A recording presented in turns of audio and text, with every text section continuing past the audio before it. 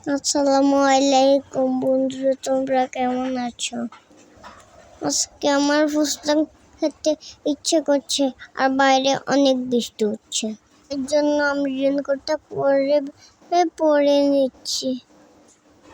তোমাদের ফুচকা খেতে ইচ্ছে হয় আর আমাকে ফুচকা খেতে নিয়ে যায়। তারপরে দেখো আমরা বৃষ্টিতে ফুচকা খেতে চলে এসেছি। আমি শুধু টক দিয়ে খাই, ভর্তা আমার ভালো লাগে না। আমার আম্মু খেয়েছে চটপটি।